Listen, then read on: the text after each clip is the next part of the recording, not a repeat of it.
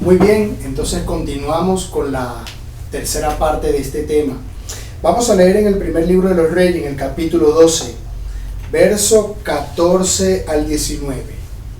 Dice: y les habló conforme al consejo de los jóvenes, diciendo: mi padre agravó vuestro yugo, pero yo añadiré a vuestro yugo. Mi padre os castigó con azote, mas yo os castigaré con escorpiones. Y no oyó el rey al pueblo, porque era designio del Señor para confirmar la palabra que el Señor había hablado por medio de Ahías, silonita. Es decir, este acontecimiento, este hecho que estamos leyendo, permíteme recapitularles un poco. Este hecho que estamos aquí haciendo referencia es cuando se dividen las tribus. Entonces Roboam toma el liderazgo del pueblo, es decir, Salomón le transfiere su reino. Entonces Roboam era un muchacho inexperto, era un muchacho joven, y él hizo una reunión y se juntó con los ancianos que habían trabajado con su padre. Eran hombres muy sabios que podían aconsejarle en su juventud cómo llevar un reino, como su padre lo había llevado, a excepción de los errores que él había cometido. Entonces, ¿qué ocurre? Que él en su niñez, en su inmadurez, él escucha a los ancianos. Luego hace una segunda reunión donde se junta con las personas de su edad, con sus amigos de su edad, con los que se habían criado con él. Y como eran muchachos todos al fin, entonces le aconsejaron: no, bueno, tú lo que tienes que hacer es doblar lo que tu padre hizo. Es decir, si tu papá cobraba tanto de tributo, tú aumentales el doble. Entonces este muchacho comienza a decir, este es el consejo que le dan, lo que estamos leyendo. Entonces él comienza a decir: yo añadiré a vuestro yugo. Él está dando un decreto en su reino a todo el pueblo. Él está decretando cómo iba a ser su gobierno. Entonces él dice que va a ser lo siguiente. Dice: yo añadiré a vuestro yugo, dejándose llevar por el consejo de sus amigos.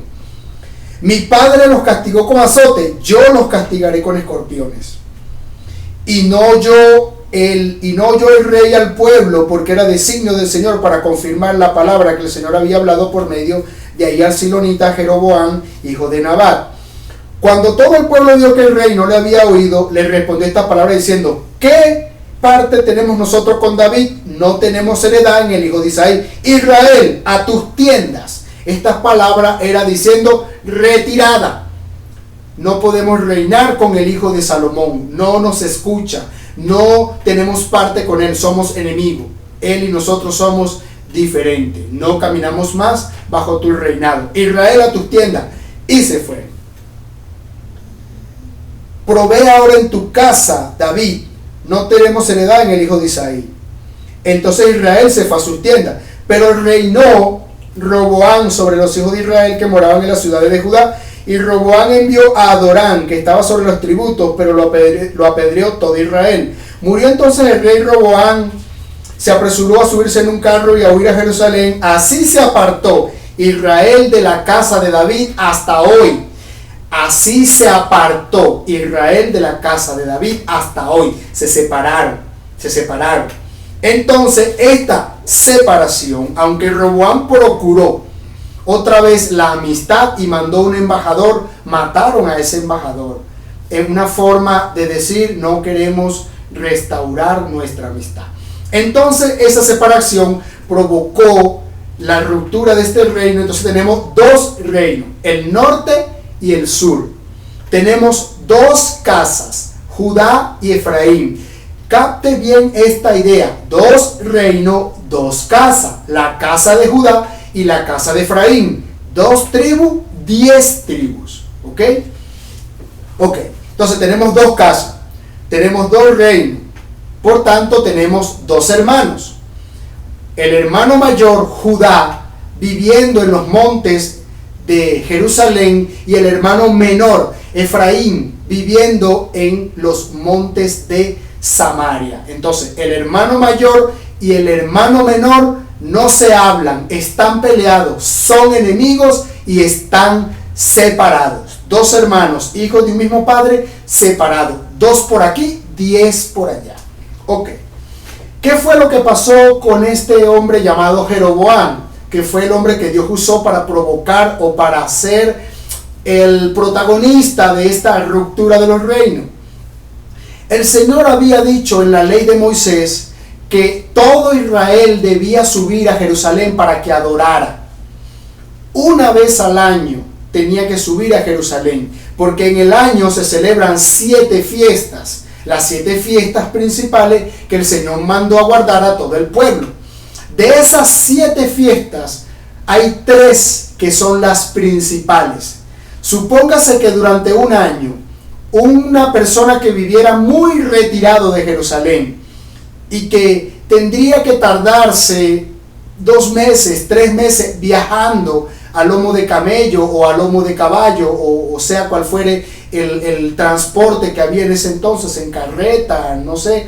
O sea, si te tenía que tardar demasiado, no iba a llegar a la fiesta puntual. Entonces, si era muy lejos la fiesta, no se le exigía que fuera a las 7 fiestas, sino que una vez al año tenía que ir a las 3 fiestas principales.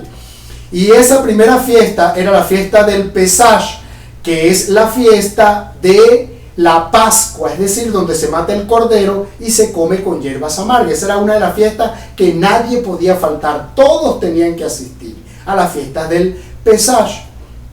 Estaba también la fiesta de los tabernáculos o la fiesta de las cabañas, que nadie podía faltar. Y estaba luego el Shavuot o el Shavuot, que es lo mismo que Pentecostés, la fiesta de los 50 días. Pentecostés. Entonces, Pentecostés, Pascua y Tabernáculo eran 3 fiestas donde nadie podía faltar. ¿Qué pasó con Jeroboam? Jeroboam, él se hizo un caudillo sobre las 10 tribus y él comenzó a reinar sobre estas 10 tribus. Entonces, él montó como especie de una dictadura sobre estas 10 tribus. De tal manera que para que las 10 tribus pudieran ir a celebrar las fiestas del Señor, tenían que trasladarse a Jerusalén. Pero en Jerusalén estaban las tribus de Judá, que eran enemigos. Entonces, ir a adorar y compartir el templo con sus hermanos, con los cuales estaban enemistados, no era cosa fácil.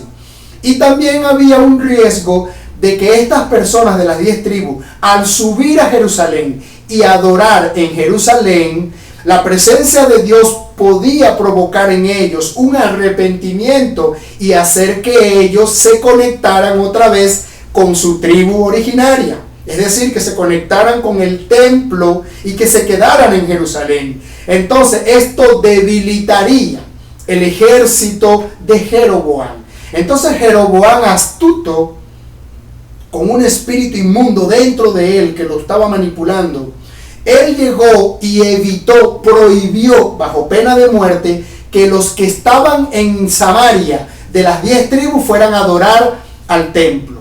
Pero habían 3 fiestas principales que tenían que ir a juro porque era un pecado. Entonces vendría sobre ellos la maldición de las cosechas. No les iba a llover, no les iba a crecer el fruto de la tierra. Sería una maldición, vendrían las plagas, vendrían las enfermedades que fueron enviadas sobre los egipcios.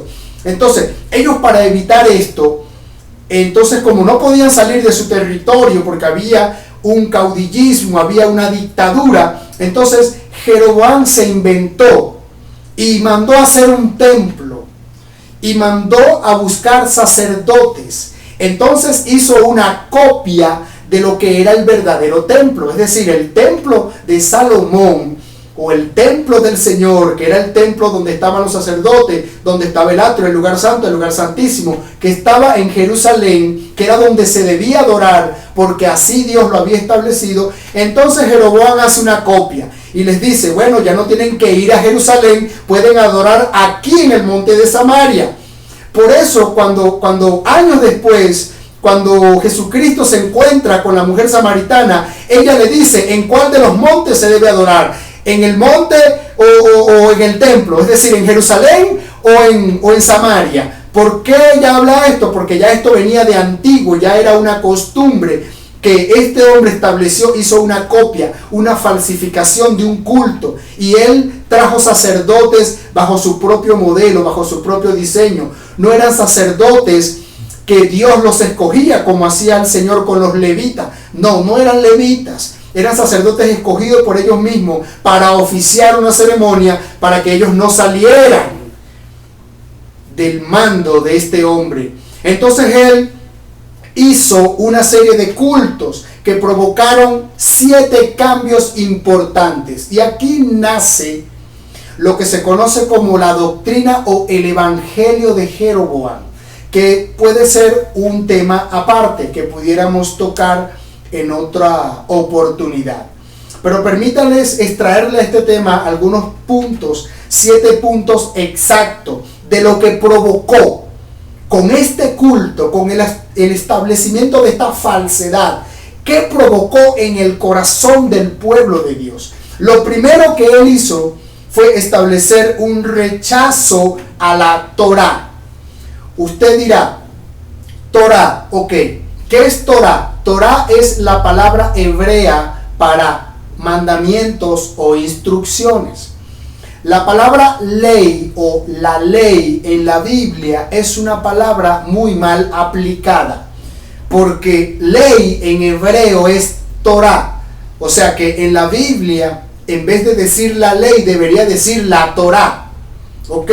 Pero eliminemos la palabra ley para no hacernos problemas y mantengamos la palabra Torá. ¿Qué es la Torá?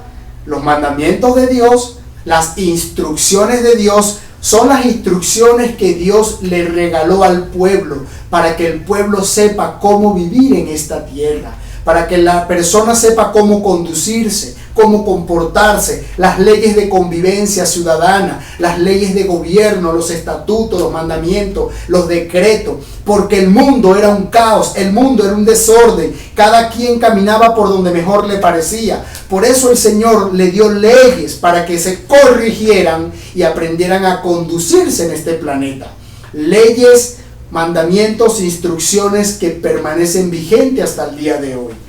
Entonces, ¿qué es lo que ocurre? Quitando la palabra ley para no hacernos problemas y manteniendo la palabra Torah, que son mandamientos, entonces usemos la palabra más directa, o sea, los mandamientos de Dios, la palabra de Dios.